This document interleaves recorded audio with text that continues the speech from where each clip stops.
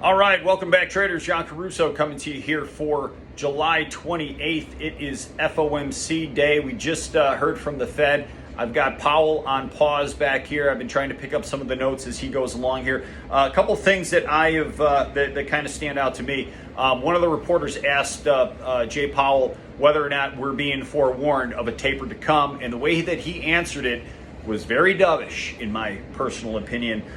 He said that we have not reached substantial progress and there's still ground to cover when it comes in terms of the possibility of an oncoming taper. He mentioned that risk to inflation still remains skewed on the upside. We agree with that. He also talked about the labor market, where he expects the labor market to heat up in the intermediate term. We'll say he didn't define a time frame for that, but we'd say over the course of the next 3 to 6 months, start to look for some very strong employment numbers coming out. That means high participation rate, wage inflation, low unemployment rate, increased jobs naturally. So I thought that was very interesting. So that was kind of a hawkish part of his speech. But in the beginning, we did start to catch some dovish vibes from Jay Powell and his constituents at the Fed. But, so all in all, my assessment is he's kind of dancing. He's trying to thread the needle. He's still there's still a lot of questions around the COVID variant, the Delta variant, and how the economy is going to respond to that. So still kind of, just threading the needle right now, buying himself a little more time, and I would expect to hear a lot more over the course of the next couple of weeks, especially at the Jackson Hole Symposium at the end of August. So taking a look at the market reaction, very positive. We're seeing a very strong equity rally going on right now. We've got the NASDAQ back above 15,000.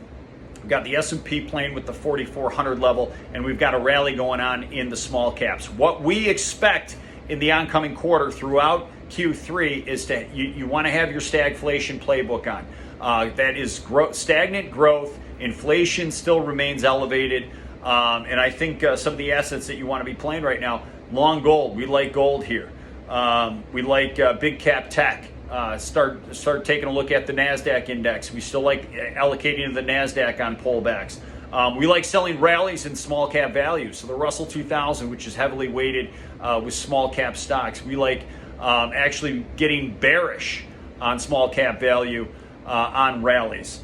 So keep that in mind. Also, you want to be long select commodities in a stagflationary environment. Keep an eye on dips in oil and energy. Keep an eye on dips in natural gas. We've seen a very strong natural gas rally over the past couple of weeks.